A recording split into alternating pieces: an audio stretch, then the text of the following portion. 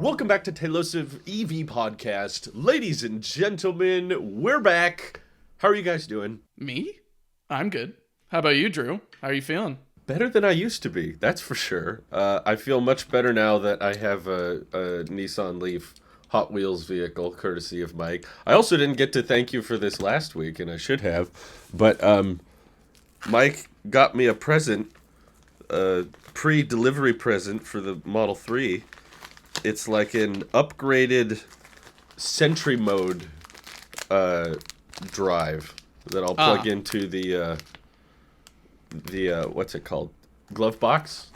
Mm-hmm. And this has like a faster read and write speed thing with more storage than the drive they give you. He just gave this to me. Thank you. Not sponsored, but it's called Pure Tesla. A lot of people in the community use it. It's a better way to record Sentry mode footage because it's not a USB stick, which isn't meant for reading and writing. It's got a SD card in it, in which mine, which I think is like one of the OG originals, has two ports, a USB-A and a USB-C, and then the little micro SD is what you take out and put into your computer or whatever. That's what holds all the things. But this thing is huge, and then looking at Drew's, which is now like the standard, which I think they only have one storage size now. It's a tiny little thumb drive, and it's got the little SD card actually like in the USB-A like area. I didn't know you could stick a micro SD within the port like that. It's pretty trippy actually, but it's like 256 gigs, I think. Yep. It's a lot. For a tiny little I was just clearing SD. mine out today because it's been a while. But I prefer that over USB-A since those could easily be corruptible by reading and writing too much. Which is why I was thinking about that as well last week, Randy, when you were telling your story. It's probably something the Tesla advisor's like, you might have to reformat Randy doesn't know your what this USB-A. is. Right? You have read and you have write. Maybe I'll gift you one as well, Randy. And then also rage Nick. I'm feeling in my chest right now just from making me, because as you're doing all that, Mike, I'm like, he's sounding like the service guy. That's him. You're with him. How are you doing, Randy? You are against me. He's feeling awfully Sithful. Go ahead. You guys good, Randy? Oh yeah, I'm good. Thank you for asking. I'm trying to remember. I have to admit, I feel like a couple of the days are a bit blurry for me about EV life, and I don't know what we've talked about already and what we haven't said. So, we basically covered all of your customer service last week pretty thoroughly. We didn't talk about any news. Very little last week. Okay, I'll start it. Go ahead. Okay, go ahead. That's all right. I watched, as YouTube does, it likes to tell you what's trending instead of what's actually trending. Last night I watched President Biden talk with Jimmy Kimmel just about like a short version of State of Economy type of thing. He went on his show, and at one point, he brings up EVs, and he's like, here's the deal. GM is leading the way. They're going to be completely electrified by 2035, Did he say that? 2030. Yeah, I didn't watch this. 2030, 2035, he said. He got, and Ford's also doing it. And then he made a slight at Elon during a not Jimmy Kimmel, somewhere else this past week, saying that's like, good luck getting to the moon, or he told him. Or he said out loud, because Elon is addressing that he has certain restraint issues, and Biden's like, well, Ford's finding a way to make it work. GM's finding a way to make it work. Good luck getting to the moon. So he's very passive aggressive towards Tesla, and I say all this now just with the context of all that like I get politics are politics, but when it's for the good of just consumer, it's good for the economy. It's good for environmental, long-term environmental. I understand lithium. Short-term it's bad, but I don't understand making waves with Tesla. I was sitting on this thought this morning that It's one thing when companies want to take jabs at each other. The old Samsung or Google making fun of Apple with ports or notches and all that stuff. It's one thing because you're being competitive and there's some friendly fire back and forth and all that stuff. But when you have like elected officials, and just in general, doing that, it puts a sour taste on my tongue about the intentions about things, which makes me kind of frustrated because one thing that you've said a lot, Drew, and I always think about, especially from an investor's point of view, they have very little debt. Tesla does, they are less the most than anybody really. They're the most efficient in their field over anybody, and not just their cars, but also their spending. Yeah. So I'm not saying pat on the back or participation awards or anything like that. But like, damn, give credit where credit is due, and it's kind of frustrating because it's misleading to the public that would watch these older mediums that tell you what's going on. You would think that Tesla is still a baby startup with no chance. Tesla's doomed headlines, and it's frustrating. I would feel the same way if this was towards Rivian, towards really anybody in the EV space. But the fact that it always feels like it's a targeted, focused point on Tesla makes me. I feel petty. It brings out that inner sheep mentality that like, wow, like they, the underdog story and stuff like that. Because Tesla's not an underdog. I mean, they're one of the not anymore, but it still get crapped on the same way. So, I feel overall that the more people crap on Tesla, the better the odds if you're a betting man and you want to put your money where your mouth is, if you know what I'm saying. And I'm like, all right, okay, yeah, I mean, we could be wrong, but yeah, I'm just looking at the paperwork alone, like or the financials alone, this whole idea that Tesla is so in trouble or whatever. It makes me wonder, like, you don't have a problem with Tesla, you have a problem with Elon, and if you don't know how to separate the two, then that's on you as a whatever office you hold or whatever views you have. That's on you. The company's amazing, and I'm a little biased this week because I was playing around with the new beta a lot and driving around, and it made me feel, a little giddy again just when I get to do those long pretty drives. Good. Yeah, it's Has getting it been good. working pretty well? Yeah, and nice. I'm finding reasons to drive my car again because I don't feel like I have a big old crack, big old blemish. Yeah. So I'm like, hey guys, look at my whip. It's enjoyable. Yeah. Yeah. Nice. So That's great. yeah. I'm glad. Yeah, no, it's very much a rigged system. Ever since he did the EV summit and didn't invite Tesla and wouldn't even say. They were like different members of the administration being interviewed on live TV about it. And they were like, why didn't you bring Tesla? And they were just like, well, I'm not sure. But we're very grateful for everyone that's here. They were trained clearly to not talk about Tesla or not say Elon's name. So it's a union thing. It's really just comes down to they're supported by the unions. And because they're not supported by Tesla's union, if they do bring them up, it makes GM and Ford look bad. So I think it's in their best interest, basically, to keep their supporters happy. And, that could very quickly become a much larger political discussion. But, yeah, it results in a lot of denying of reality, in my view, which is quite upsetting, especially when how backwards it is of saying GM is leading when they're delivering less EVs than Ford is right now. And they're leading in affordable prices. Yeah, I guess. But the only reason they're leading is because no one's buying the Bolt. So they had to lower the price to get enough people to buy it. So that's what I wanted to bring up. I said I would to be continued after I talked with my wife about, would you buy the cheapest Bolt and all that stuff. The short and skinny of it all is she echoed everything without listening to the show. She echoed everything you said, Drew. She's like, reliability. Oh, really? They don't have. You said, because I was like, oh yeah, that's what Drew said. You said that we don't have the reliability or the data to show that these the longevity of the battery, a 10-year purchase. She mentions like, would it last me 10 years? And I was like, these are the questions Drew were asking. She goes, I don't trust it. If it's cheap and they were having problems before, whether you're trying to, gain my confidence, she's like, that's not how you're going to gain mine.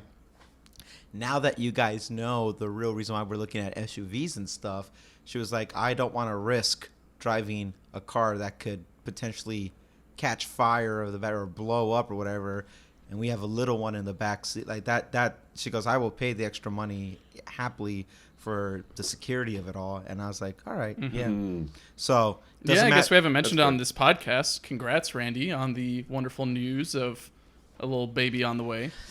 Thank you. Yay! Thank you. You've beaten us. You've beaten us all to another big milestone. You've led. You led, Randy. You inspired us. We're gonna have a kid now just because of you. In due time. Even if we do in the future, you could say, "I'm glad I inspired you." I will. No, You can 100%. I will come back to you guys and say, "Wow, congratulations, Mike. Congratulations, Drew. I'm glad I inspired you." And then my little one. I'm excited for you guys, just because I think you're gonna be such awesome parents.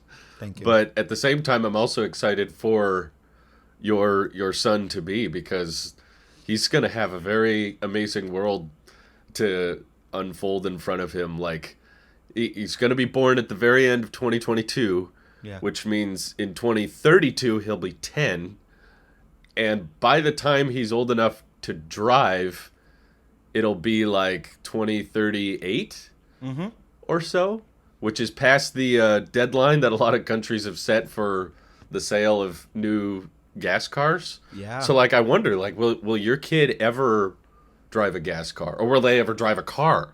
Will we have robotaxis by then? Will he just, ride vehicles everywhere? It's like, we don't know. There's so much, that's a good point. I don't know. There's so much tech that he'll get to experience that will be long gone for. My dad taught me intentionally at an early age how to drive a stick shift, because he's like, you need to at least know the bare basics. If push comes to shove and we can't have an automatic, here's how you drive a stick. So that was a skill set I was grateful to learn. Ended up being the second car I ever owned what had a stick. So I was like, okay, this works. It was cheaper and that whole thing. So the intent of like what I was going to utilize had to do with like what the situation looked like today. And yeah, he's not gonna know a world of like stick shifts or diesel fuel. Probably he'll know about them, like how we know, horses in wagons and stuff. But he's you're right. What if we don't have driver's license necessarily? It's just you are legally liable of this vehicle that's going to drive you around autonomously. That's crazy. Wow. I'm excited for the tech he'll get to experience, right? I'm jealous. This whole electrification. Yeah, right. Yeah. This whole electrification process, this whole transition is for the next generation. It's for him. He'll benefit with cleaner air and with safer vehicles and hopefully more fun vehicles and I don't know how you guys are planning on rolling it out, but do you think you would let your son drive like your Model 3 in the late 2030s? Like, will that be his starter vehicle and you'll have something else by then? I don't know. I will hold the 3 for as long as I can. To include, if I have to just swap out the battery, I will do whatever I can to hold on to it. Knock on wood that nothing bad happens to the vehicle. That would be the only reason why we wouldn't hold on to it. But otherwise, it'd be a 30-year-old car at that point, or close to 30 years old. Yeah, but how are we going to gauge 20, it? It's right? not on transmission. No, 20. I can't count. 20, yeah. It's early. A 20-year-old EV. There's no 20-year-old Teslas right now. Yeah. They don't exist. No. You can't have one, even if you wanted one. But it'll be interesting to get that kind of long-term data on the 2170 cells, and I hope to own our Model 3 for that long or longer. It'll probably last that long or more. Do you guys think it's possible in the future to swap out a 2170 for a 4680 or anything like that, or no? I don't think so. I think you're going to be stuck with getting another 2170 unless they don't make them anymore. Yeah. Which I guess they've continued making the 18650 for the Model S and X this long. Yeah. So there's I maybe think some they'll promise. still keep making all the cells. I don't think any they're going to stop making. I used to think that, but what's really kind of thrown a wrench in my predictions and kind of expectations has been the last earnings call. They said that later this year they're going to add a 2170 Model Y line to the Giga Texas factory. So they're like, we're just using 4680 right now, but in the future we're also going to do non-structural 2170. And I was like, so the point isn't 4680 only from here on out? It's like, no, they have 4680 for the all-wheel drive Model Y, which they started customer deliveries of now, so real people are driving them around. And once they scale up enough, they're just going to keep making the same Model Y that's in Fremont at Texas now. I guess that means there's somewhat of a surplus of 2170 cells to go around, or I guess, because that plan wouldn't to- make sense operational wise otherwise. Right, because I thought the goal was to build all the cells locally to Right. kind of centralize production, but I haven't heard that they're planning on building 2170 cells at Giga Texas, which means that they're coming from either China or Giga Nevada, Panasonic, and based on that report, it's convinced me that they're going to ramp up 4680s as much as they can and offer more options, but I don't really think there's some kind of plan to phase any cell technology out. I mean, they drastically refreshed the Model S and X with the interior and the plaid powertrain, and they're still using 1865 cells. So Yeah. I'm pretty confident that every cell line that's currently active will remain active and probably scale up higher. And as they scale up 4680s, those batteries are just going to go into new options. They're not going to replace New theory. old options. So I think yeah. In the future, it just will bring the cost down to replace those older batteries. It's not going to necessarily phase out, just cheaper costs all around. Hopefully, they pass those cheaper costs down to the consumer, but bare minimum. If we stop buying them. Yeah. Yeah, please stop buying Tesla. Stop. Yeah. Stop. Stop it. My wallet can't handle. If we all stopped ordering, they would adjust pricing accordingly to get us to start ordering again. We could have But- our standard range Model Y again. Oh, That'd be nice. Did you see Australia? no. Oh yeah. They launched the Model Y in Australia last night, and they get the LFP Model Y, and converted to US dollars, it's 53,000. I was like, oh, come on, I got to move to Australia now. Weren't Dang one of it. you guys on the panel thinking about moving to Australia? Can you go so I can come That's true. and buy? Yeah, I have family there. Actually, my father-in-law is in town right now, but Hey. we should have had him on. We should have had him on the show. That'd be He fun. just flew over from Australia, and he's made his house entirely off grid over Nice. the past year. He Go grab installed him, Drew. solar, and Go grab them. Mike and I Yeah. will hold down the show until you bring I mean, it he's back. not at my house, but Man, yeah, all right. I'll drive. Man. I'll drive to Grandma's place, but he got energy storage. He was gonna get power walls, but in Australia they had this weird law where if you want to cut the cord and go off grid, you had to buy 2 power walls, and they were way more expensive than these standard batteries he found that he said is supposed to last like 20 years or something.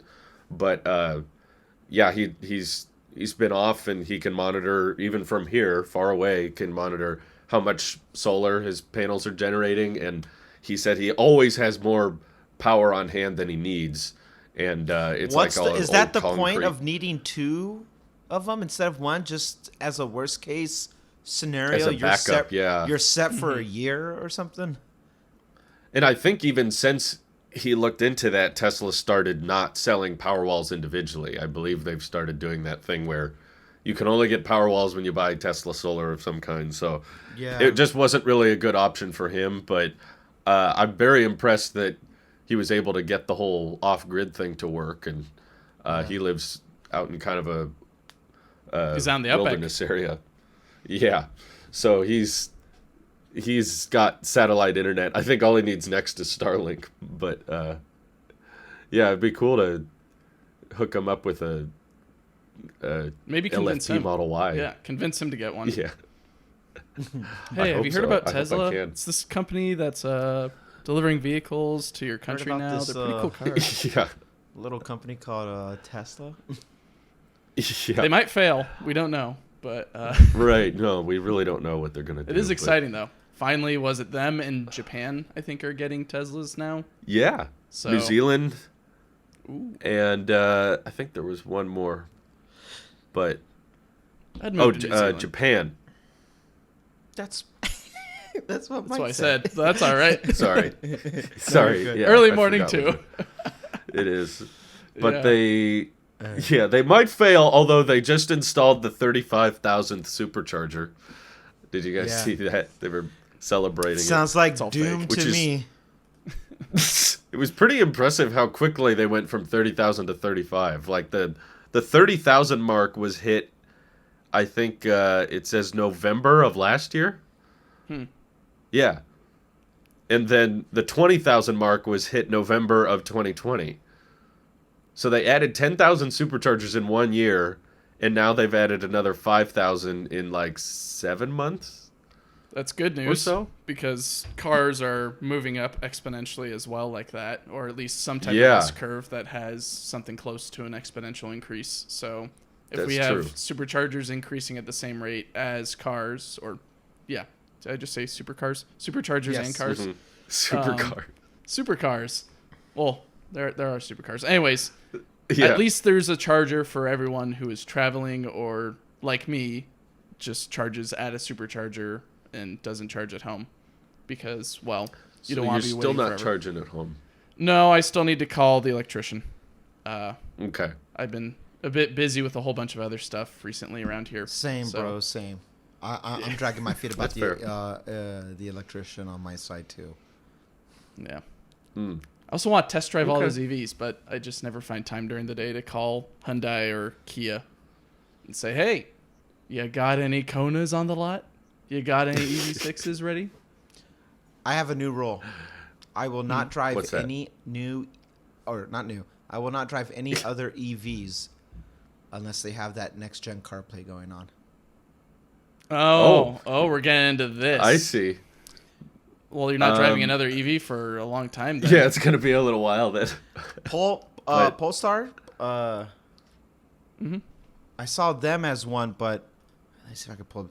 I don't know if there was another one.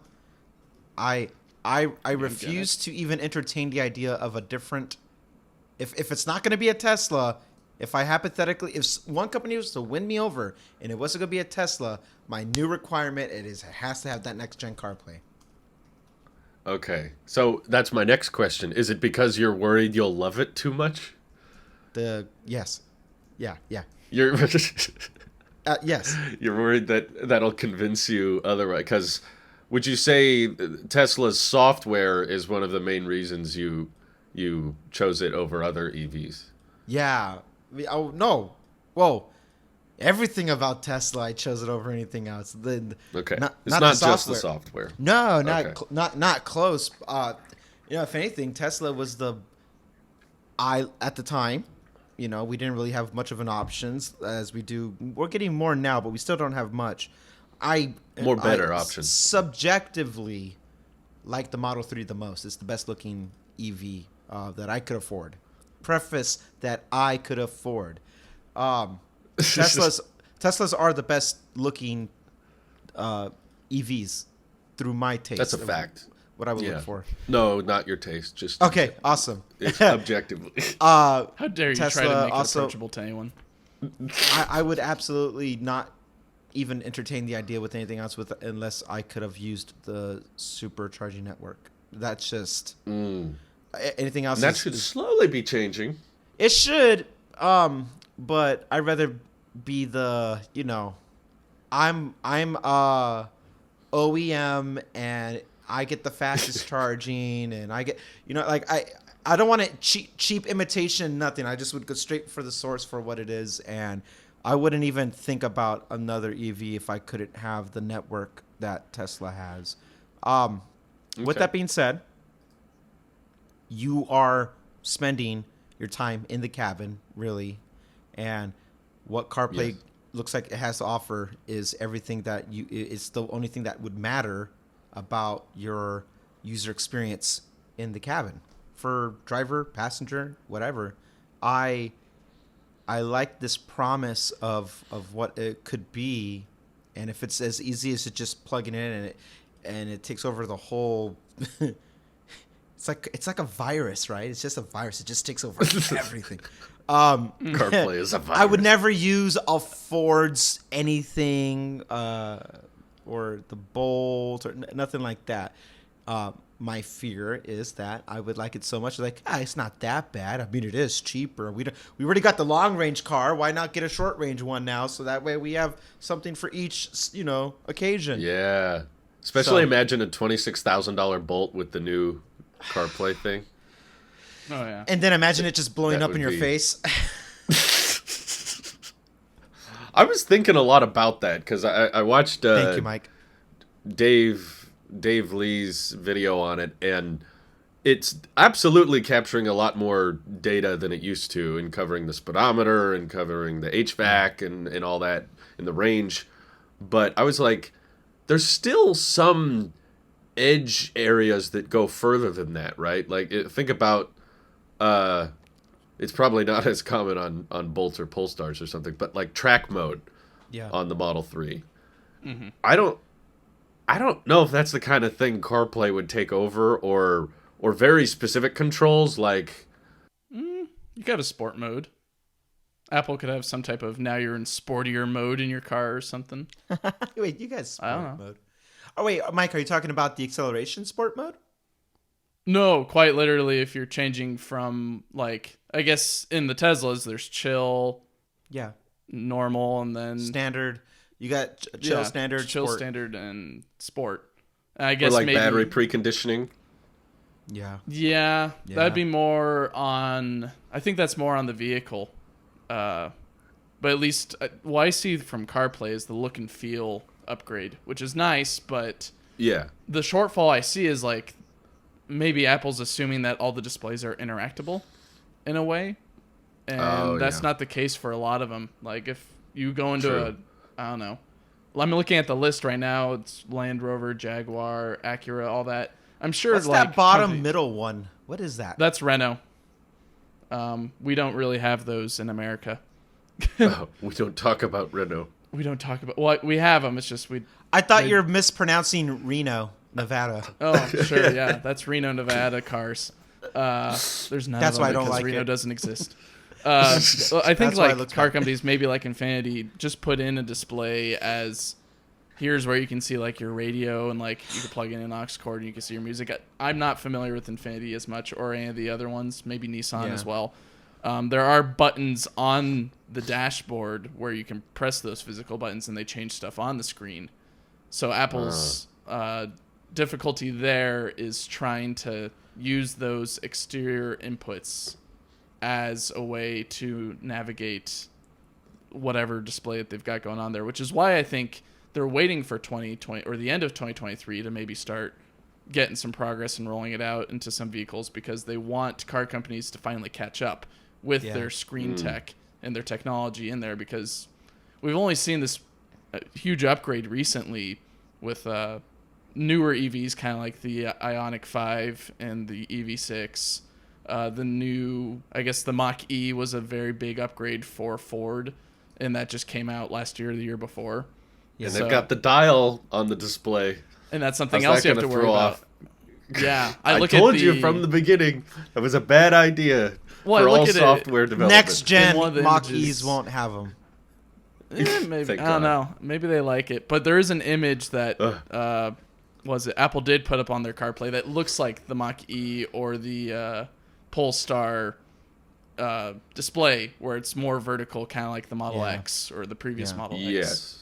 The Polestar was the most exciting brand on that list to me because I haven't had the pleasure of test driving one, but I generally like the design and know that the range is pretty good and the fast charging capability of Polestars are pretty likable to people. So if you could get Apple software in a Polestar, that would be a pretty dang tempting Tesla Here's alternative. an idea that I had about this CarPlay, say Polestar, say any of them actually. Um, Hmm. the only way this works, I've had time to think on this since the keynote. The only way this works is you have to have a dedicated CarPlay app, or there's some type of integration from the manufacturer's app and Apple built in, similarly to how you would run things through the Home app. And I say this because the only way all this stuff would make it even worthwhile, that would be not even passing, but to at least be on par with Tesla, is you need to be able to have access through to like cool down the cabin or heat up the cabin to Right. You need everything. you need to be able to do things remotely on your phone. The phone has to be the key. And Oh, I see what you're saying. Remotely. yeah, remotely. I mean, remotely. You have to be able to do it inside your houses. Right now, I want to, get the car start up to cool down or heat up or whatever. And you make the phone the key. That's your phone is the key fob, just to make it on par with a Tesla. And it seems like that would be the idea, because you will have your key fob as the key card in your Apple Wallet, and that's how you get in and out. They hyped on Wallet for a little bit during the keynote, and I feel like all this has to lead to a deeper integration in the same way. How they execute it, well, that's on them. I don't know. But I would say to even make it worth having a serious conversation about it, they need to at least do that. Give the user ability to do everything on a dedicated CarPlay app or some integration from the manufacturer and Apple's Home app, same way. Or something completely re-engineered that we're not even thinking about, that has to do in the system level of the phone. Because Apple's going to Applefy it, where it's like, look, and it just, hey, I almost said it.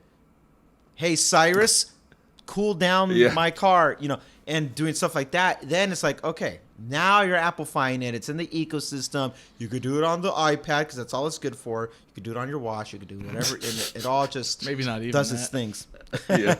So I hope I'm close to that. No, You I fully That's agree, what we're Randy. They definitely need to integrate some way, which I think is why this year and a half time frame or buffer of Apple being able to talk with these legacy auto companies, try to establish some partnership and some synergy going on there, and try to be a little bit more collaborative with how you want to integrate your software, which won't be good for those third-party suppliers to these companies, to Legacy Auto, because they've been doing this for a while. Chevy's had theirs, Nissan's had theirs. It's a lot of software and hardware that they provide for these companies, and it's not the best, but they've gotten by. And so if you have Apple coming in, pushing away, I'm sure they'll probably sound the alarm saying monopoly or something else.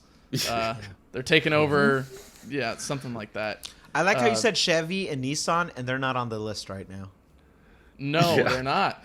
But I guess to go back to the other thing, gas cars have gotten away with having remote start capability with the little key fob and all that, in which when you turn on the car, hopefully it's not in the garage if it's a gas car, but you can turn it on, and if you had the AC on before. Those are dead to me. I don't even count those as cars. Drew doesn't even own a car right now. No, But I own a stupid box on wheels, but I'm getting a car soon, hopefully. well, His again, as you MacBook could still Pro do is that worth with more. cars today. It's just not a good interface, which I think your approach would be better with having Apple. Well, and the these key fob, companies you have to integrate be within a through certain some app. proximity, and through the phone, you could be anywhere. I was an hour and a half away, and I was interacting with my car when it was at the service center.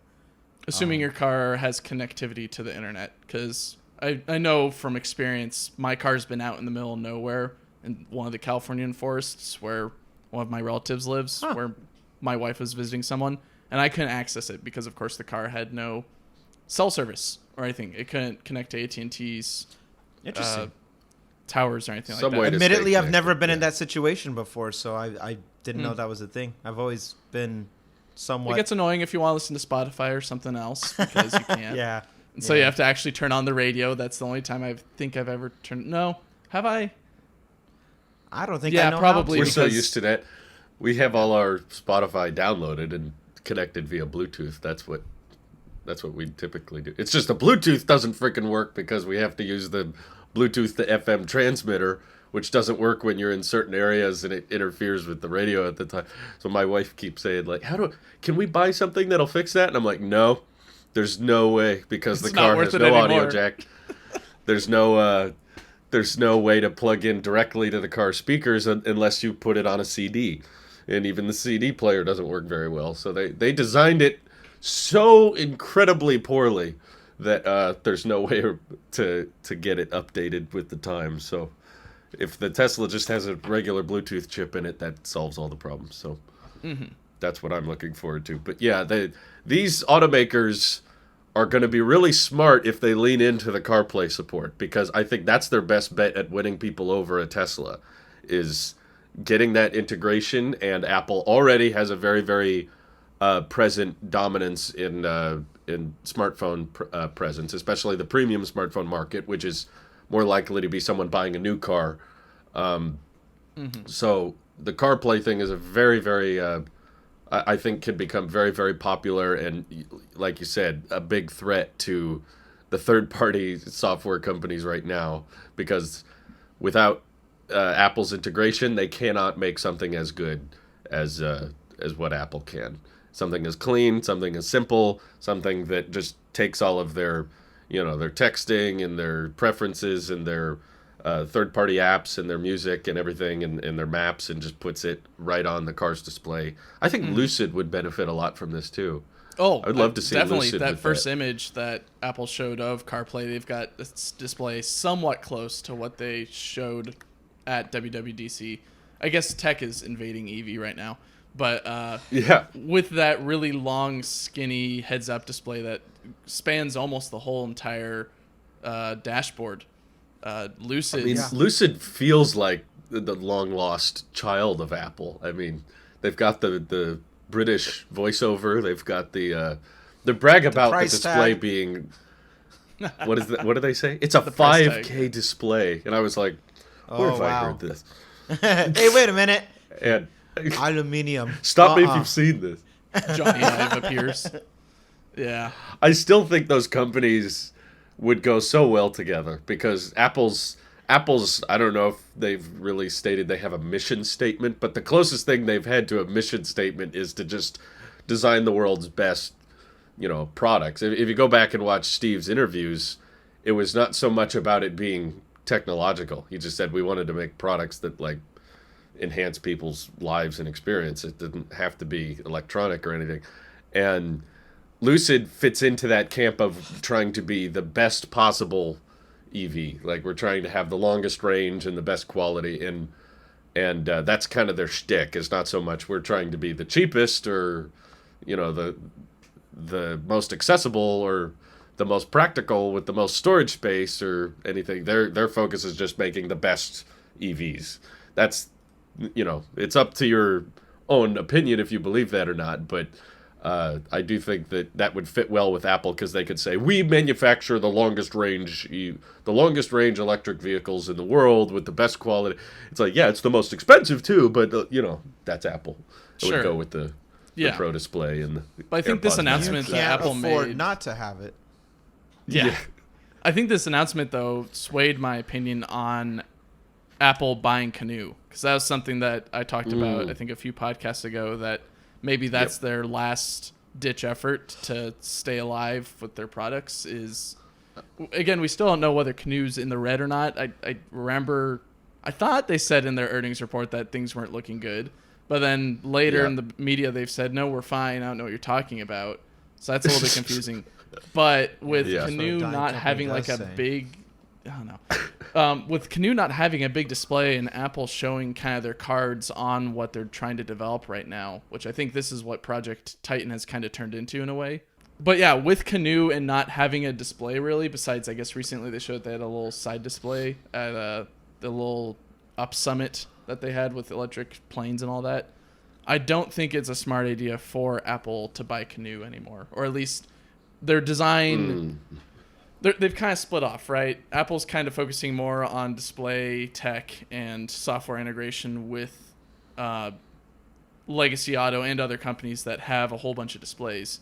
Canoo's very much the opposite of, we don't really have a display besides maybe you plugging it into something, which they showed in the past. Bring your phone. Yeah.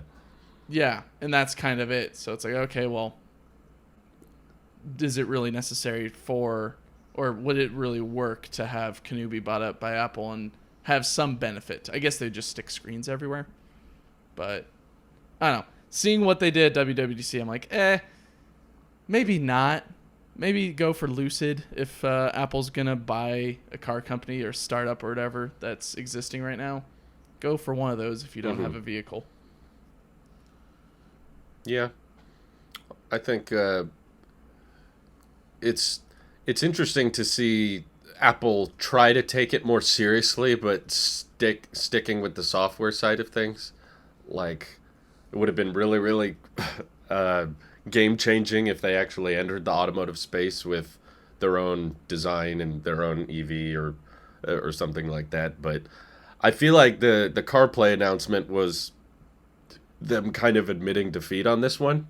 Like, in my view, what are the chances of Apple developing their own car now that they've announced this enhanced CarPlay experience and enabling basically anybody to have this speedometer control and the range control and all the things that this new CarPlay can offer?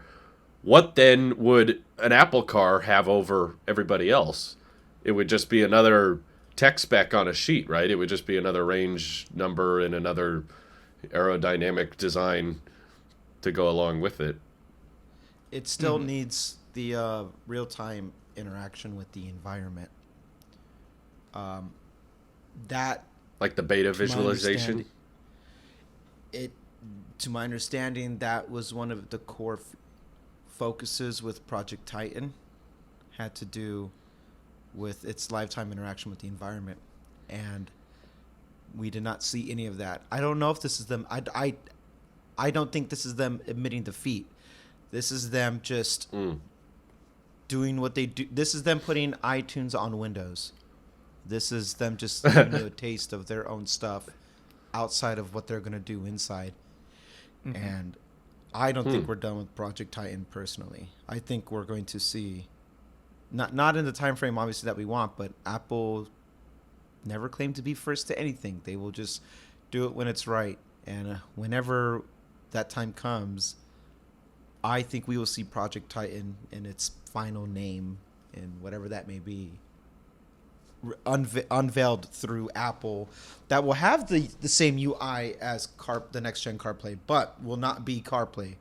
Will be its own Car OS. Car OS. This is a slow burn because Apple, very slow. Funny enough, unlike Ford or GM, Apple doesn't need for this to happen like Ford, but they're not trying to rush to get out there because they're doing just fine in everything else that they have. No, we'll take our time, and when it's ready, it's ready.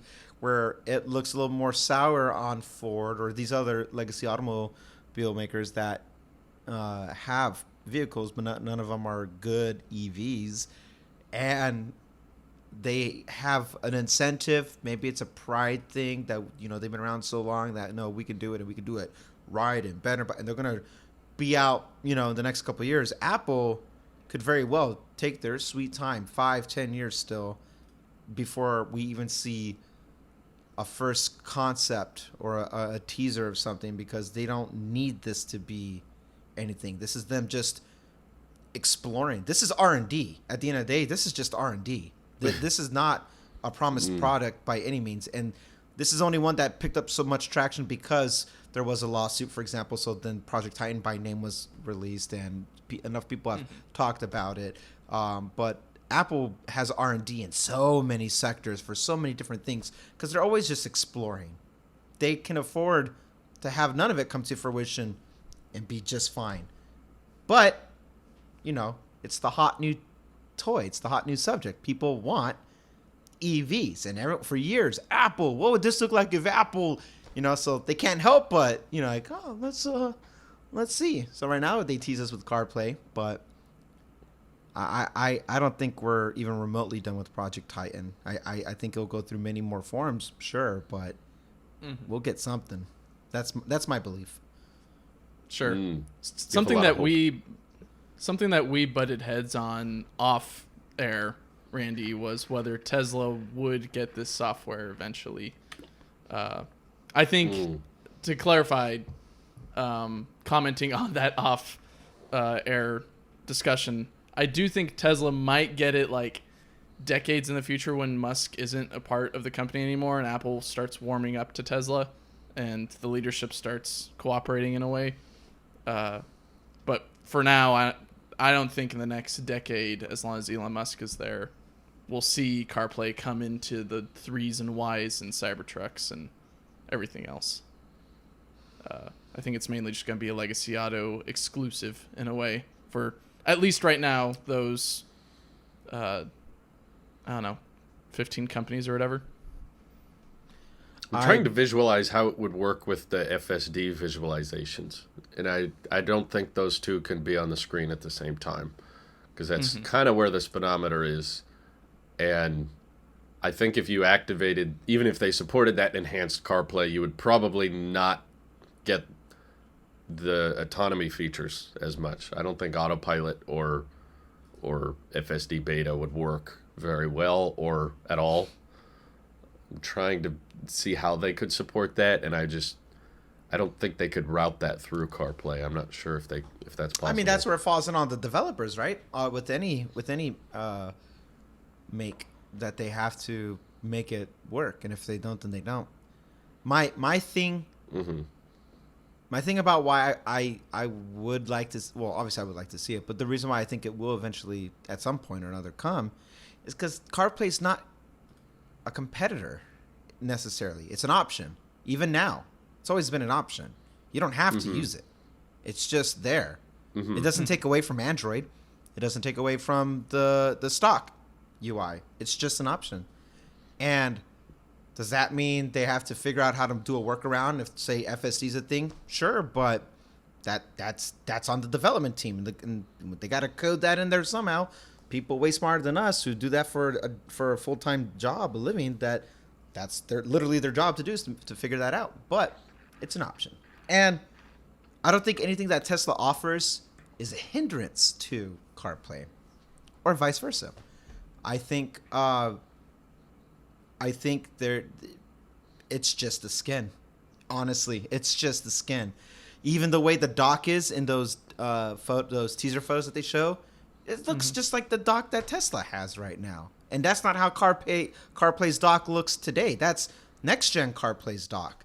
It looks like Tesla's. It's all just skin. And I don't think it's that hard to go in there and put that design language on there, but I mean, it's easier for me to say as a spectator. But I do agree that with the friction there is with Tesla and Apple, they might just not want nothing to do with it. But I mean, even Google and Apple, as today competitors, still work together on some things when it involves outside their own when it matters walls of Android or iOS. I don't have a timeline of when it would happen. I'm adamant that it would happen because it's not a competitor. You could make the case if it was, but it's just a toggle. It's an option.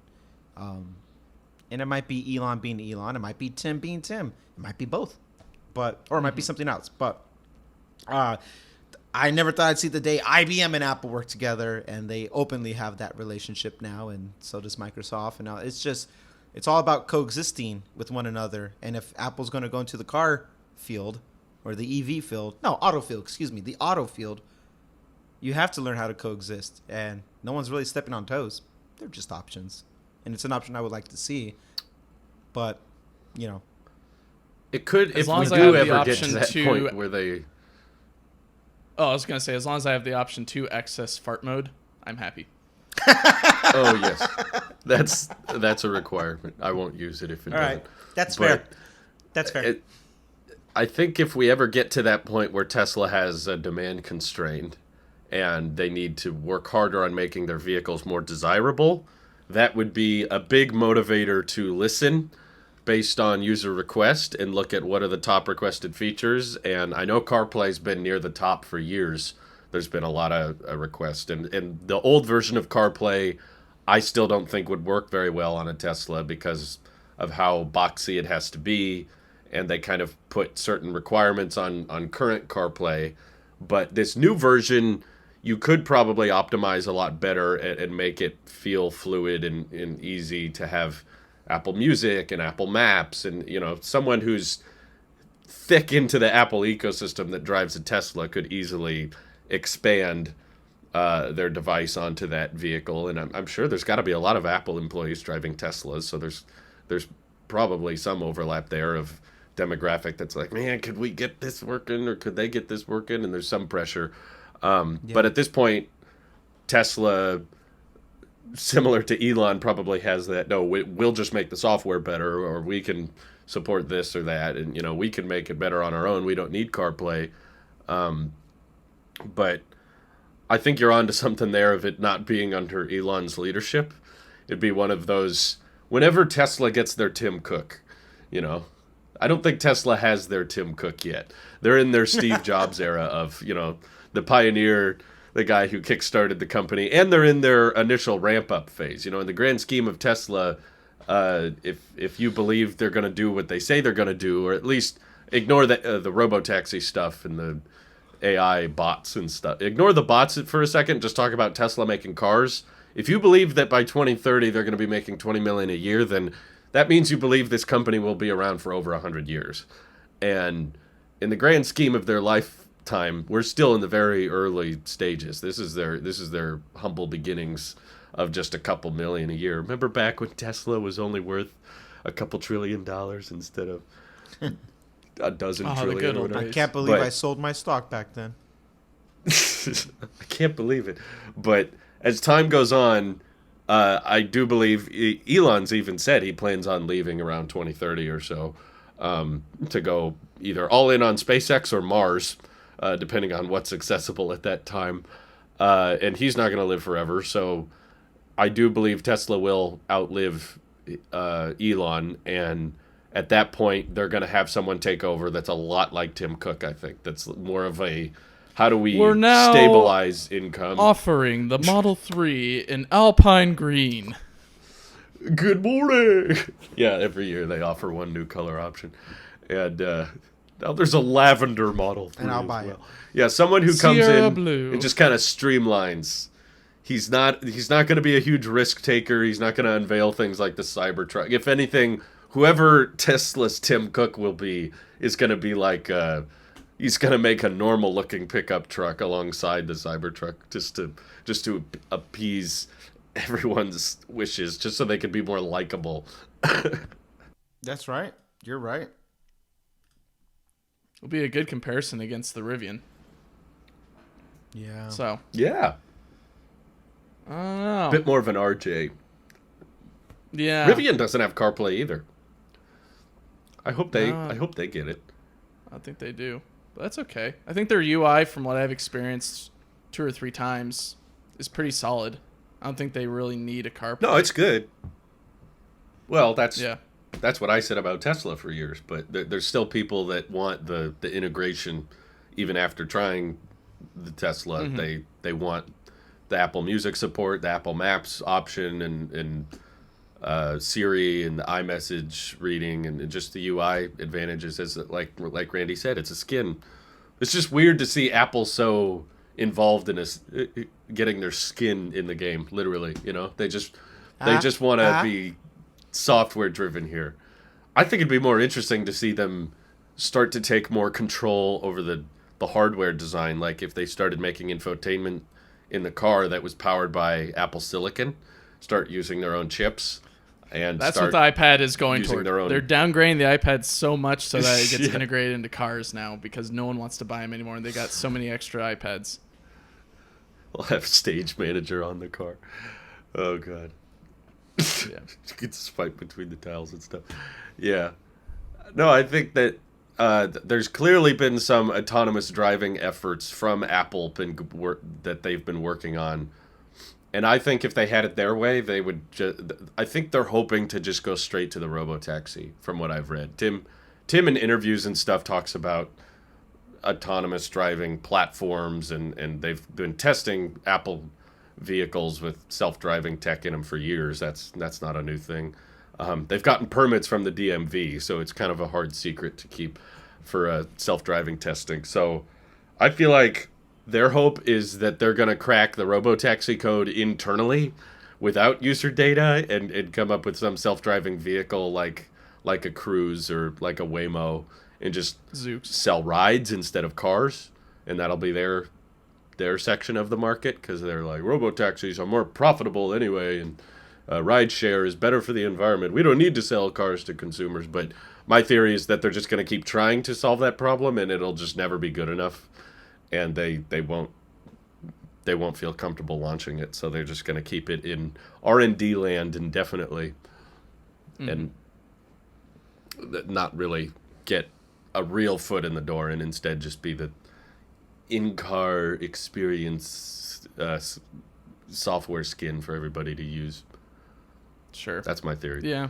It's not a bad theory, and also makes sense because they are a software company.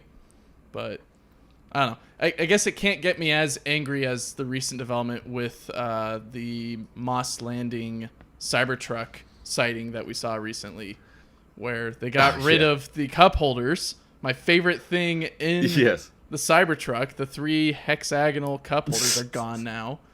Instead, now it's just a weird charging slot mat for It'll phones. have cup holders, I'm sure. We're just looking at some weird early prototype. All those exposed wires, they probably don't want anybody holding drinks in that prototype. No, those are supposed to be there.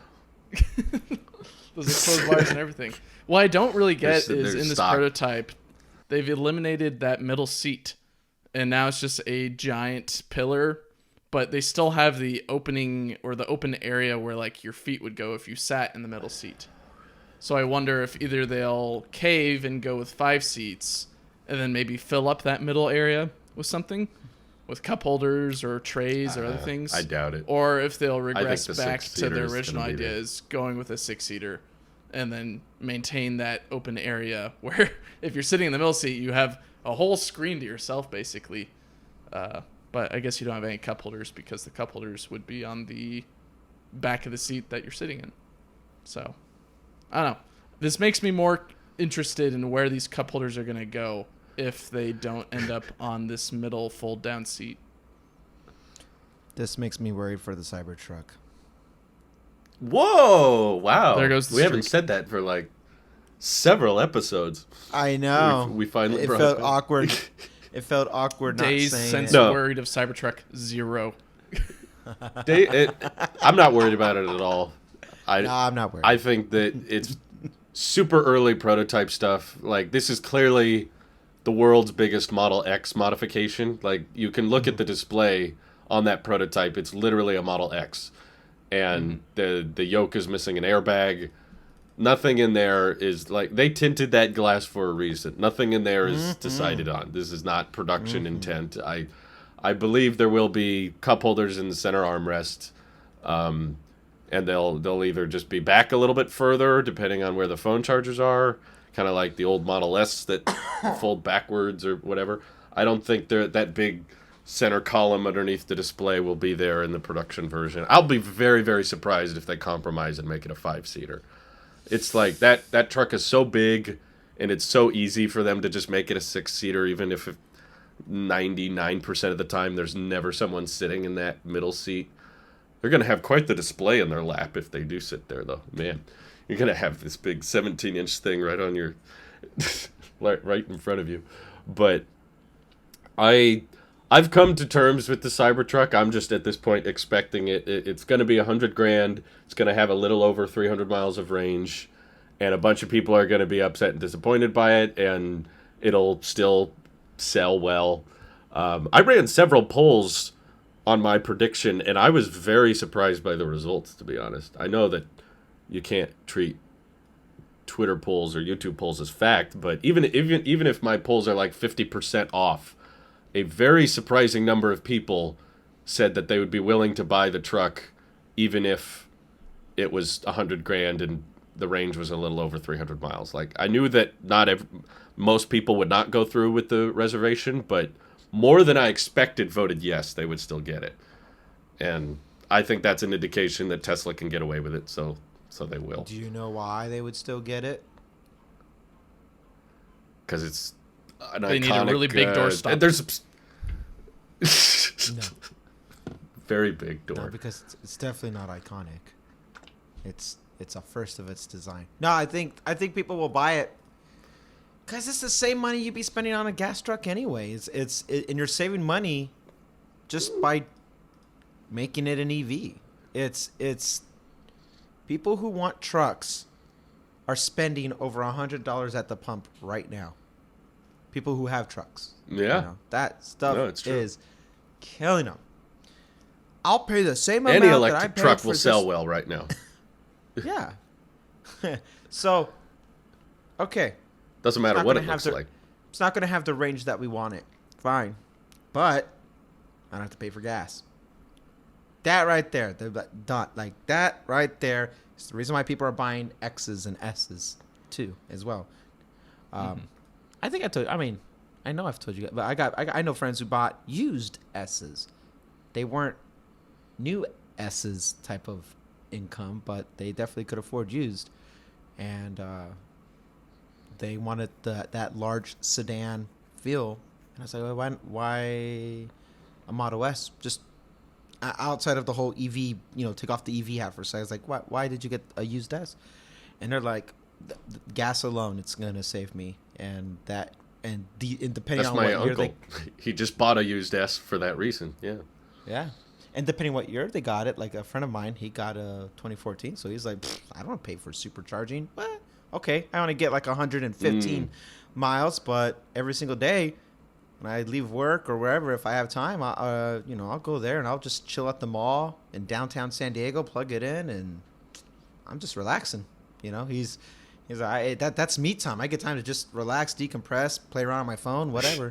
That's me time. And that's me time. So, the gas, I don't think it's necessarily because it's a look or design. I think people will buy an EV and buy a trusted EV like Tesla strictly on gas alone, more so today than ever before. And if that's why Tesla raises the prices because they can't do it, because they can't afford to do it, people are still saying that long term this is the better bang for their buck, and I don't disagree.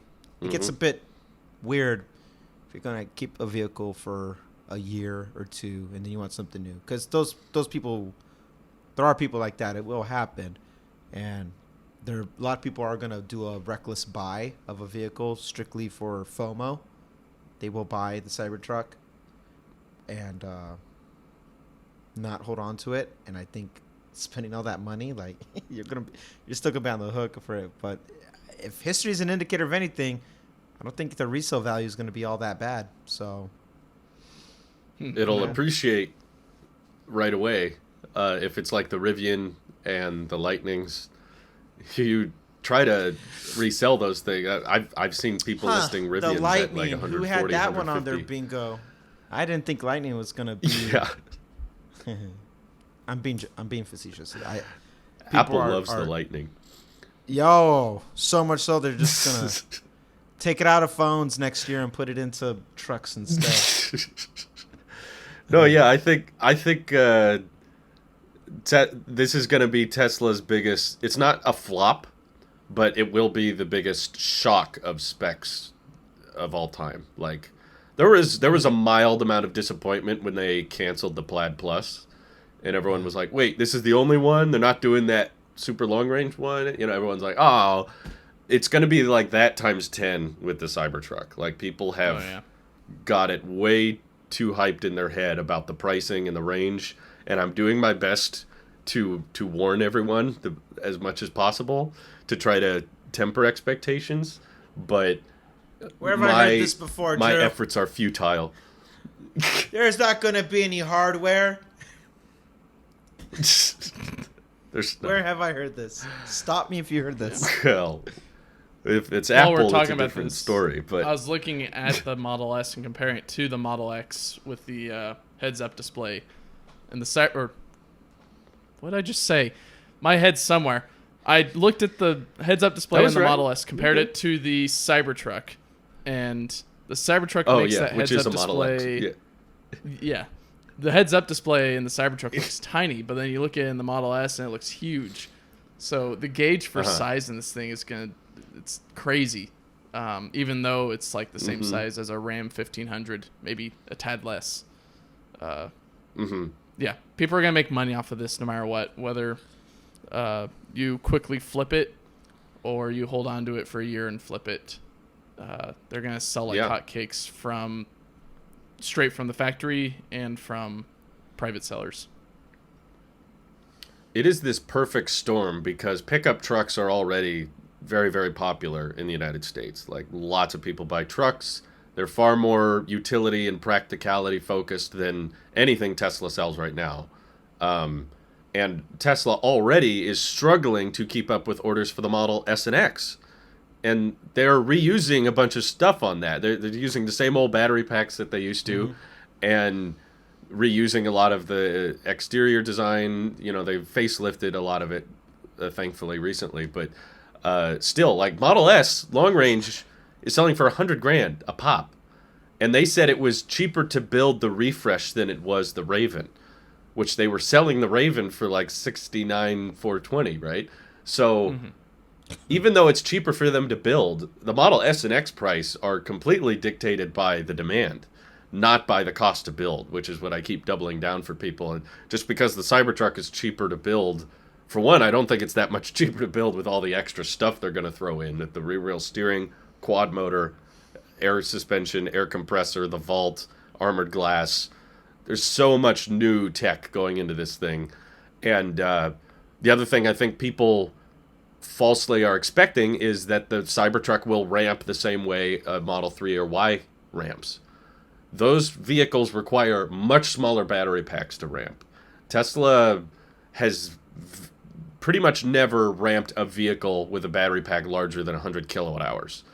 That's what the Model S and X are using, or 100 kilowatt hours. And this is going to be 4680 at probably, if it's super efficient, 120. If they want to match the battery packs in the Lightning and the Rivian, it's got to be like 130 kilowatt hours. This is going to be a very slow ramp compared to all of their other vehicles. And if that's the case, that means there's very, very finite supply and, of course, a crap ton of demand, because there's a bunch of people buying trucks already. And like Randy said, the gas savings speak for themselves. The fact that this could actually potentially replace a lot of pickup trucks for people means that it's already high on the demand list, just for the fact that it's a truck. Doesn't matter what the range is, doesn't matter what it looks like, doesn't matter if you think it looks ugly or not. Regardless, there's a ton of demand for it. So don't expect them to be targeting affordable pricing. Like, I think Ford is setting very unrealistic expectations for a lot of people by taking such a big loss on their trucks. There's no way those things are profitable at $40,000. And I wish I could grab on those suckers for 40. Are you kidding? Oh, yeah, man. that would be awesome. I wish, but I would no. pay that Tesla up front. Tesla will charge what they can get away with. Yes, they will. Mm-hmm. I'm very curious to see how And- they ramp compared to Rivian. Just seeing the numbers month by month, and Yes. the cost along with, well, we won't know the cost of production, but we'll know the cost of the vehicle in terms of delivery numbers and all, or I guess when people take delivery, the final MSRP, or I guess not MSRP, but the final receipt, basically. Seeing that, Yeah. comparing it with Rivian, and then comparing also what it looks like on the private selling market, and just seeing how it ages as well, because it seems like people are loving the Rivians, though people like Jerry Rig Everything have noticed that the vault cover has its flaws. Yeah. If you have debris near it, it's going to get stuck in there, and it's going to make it not fold in completely or fold out completely, which was my initial concern with the Cybertruck, with having a garage door type of mechanism that has a very small slot that fits into where things can fall into it and scratch things up and get it stuck. I don't think the tonneau cover was even working when we went to the first mile event. I don't think they were letting people use it. They were on the which one was it? It was the third one. So there's the one that we walked up to in the middle. Then there's the one on the left that didn't have. So the one in the middle had a tent. I think you could touch it and it would work, but there's a tent there, so you're like, maybe not.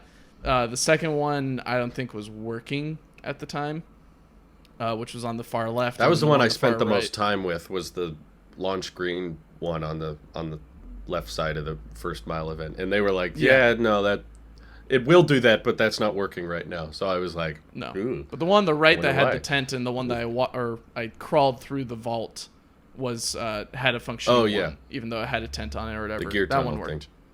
Yeah, what I call vault tunnel, whatever it's called. The vault. Mike is the gear. He is the gear tunnel. Yeah, yes. I think that's probably the most complex part that's going to go bad on really a lot of these electric trucks. I guess Ford didn't even try, so we don't really have much to compare it to. They're like, no, we have to get third party for that. The bed's open. It exists, so you can get that easily. And it's the third same party dimensions. Will break for you. My third party has been working great. There's been no issues, so why not keep that? Is it automatic?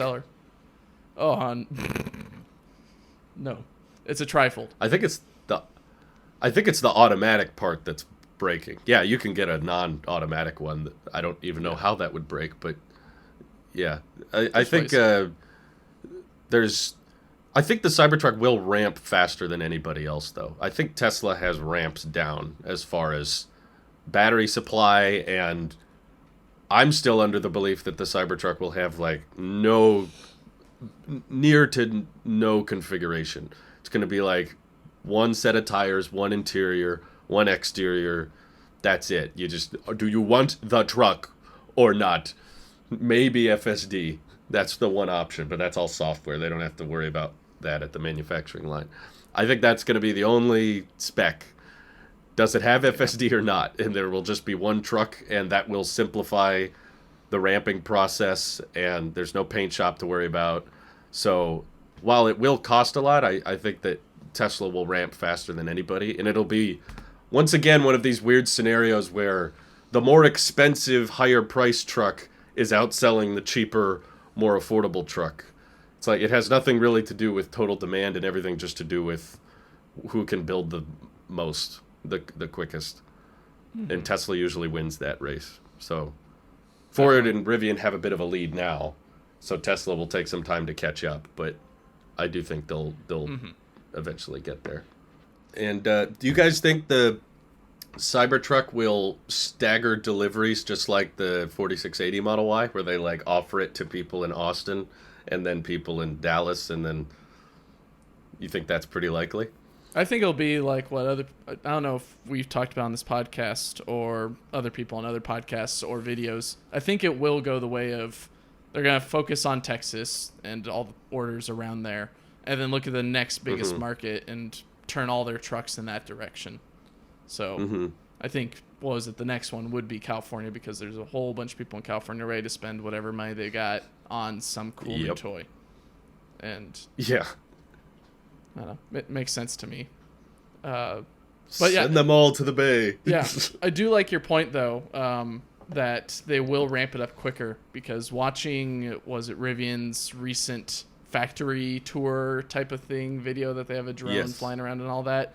That was cool. Yeah, it was really cool, but RJ describing how, like, we make the vehicle all the way up until here, and, like, it's an anonymous vehicle. It's not tied to anyone, but right to where I think either they paint it a certain color, in which I think they base that off of how many orders they have of whatever paint color. That's when they're like, okay, this is where we look at the list of customers and see who wants a white interior, who wants a forest interior, and it kind of gets tied to a customer at that point. Where with Tesla, Yes. it's going to be anonymous until they get to the parking lot.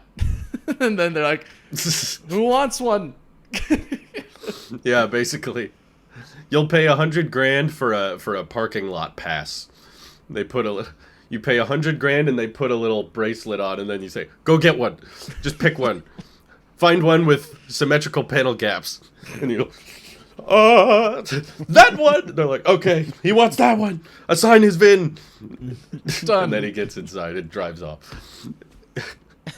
That's what it'll be. It's a funny concept. It's just a free frenzy. They don't want to ship them on semi-trucks. That's too expensive.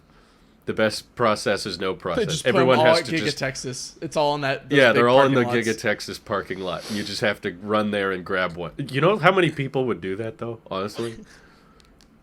So many people would be like, I'll get a ticket. You know, if you're buying a $100,000 truck, what is a $500 plane ticket to just fly there and then drive it home? You get a road trip out of it. You could We get. leave the paperwork on the seat. You just sign it. when I'm you looking get at it. a picture from Jeff Roberts, who is a guy who covers a lot of Giga Texas building, but now Jeff I is guess great. it's now just looking at deliveries for now. It's looking at solar Yeah, expansion. they're getting as on they the spell solar, but Esla. yeah, but looking at just like the parking lot, you could get lost in that parking lot if you had nothing but Cybertrucks out there. You could get lost. Oh, yeah. Unless like you look for the very big building. Uh-huh. But if you're just like looking down, or you're a little kid and all you see is Cybertrucks around you, it's like a corn maze, which is the most hilarious first world problem ever. I'm stuck in a field of Cybertrucks. I would love that. One man's nightmare, another man's dream. That sounds fun. Just surrounded by trucks everywhere. I'd just be looking at it. I feel like they'd just start burning each other because they're all just bare metal and the sun will hit them at a certain angle and they all just become a giant reflector amplifier of sunbeams. Ugh. Is that anywhere close to the same reflection that you would get from like a gas tanker? Because I drove by a few of those. Those They're are very polished. reflective. It depends on what surface finish they're aiming for on these panels, or I guess, Yeah. the panels and the exoskeleton of the Cybertruck versus the tank. I don't know what surface finish, they take it to for those tankers. That's a great 'Cause question. I'm sure the finish they'll try to make it not super reflective. Because I saw comments saying Cybertruck will never work because if you're driving at night, your headlights will reflect back into you because of the mirror finish on the steel. And I was like, I've seen it drive at night. That's not what it looks like. But My eyes. I'm just saying there's ways to have reflective surfaces on vehicles that isn't blinding and dangerous. Whatever that finish is, they'll get it, I'm sure. Or they won't, and people will just complain. It'll be That's something also between the tanker finish and sandpaper. So, somewhere around there. That's my prediction. Which is a pretty gonna be so wide cool. range. But yeah. Mm-hmm. Yeah, I'm looking forward to it, even though everyone's going to be upset and disappointed. I feel like I'm canceling my $100 deposit. I'm not interested anymore. And Tesla's like collecting money. What was that? What were you saying? I said you've just lost a customer. I couldn't hear you. This pile okay, of too busy. money I have. All those free Oh, $100 that Tesla got years ago, if that was just What? invested into their company, Oh, yeah. Tesla's made their money back tenfold. Yeah, pretty much. So here, take think so. your $100 dividend back. I don't need you anymore. That's all the cash in the bank is just Cybertruck reservation. The cars aren't profitable. That's how they're covering their bills. Oh, maybe next year, guys. We'll build it next year for sure. Keep those deposits coming. Do you have any closing thoughts? I can't wait to fry an egg on my Cybertruck. It's not flat enough. It'd probably run down. gonna You fall. could add like a little. You could get the windshield wiper, the really big one, bring it down to the bottom, and then you just have the egg right there. Just make sure it's You need to go off-roading. You got to get it at an angle so that the hood is level. Except the The truck bucket. can self-level itself as well. So you don't even need Turn a that hill. off. You could just make With it the CarPlay. CarPlay will turn that off, so it doesn't work. Yeah. We've got it all figured out. All right. Thank you all for listening, and we'll catch you next week. And hopefully Nick has his car. That would be cool. That'd be pretty nice. We'd love to talk it's about true. that. Yeah. All right. Bye. Bye. Peace.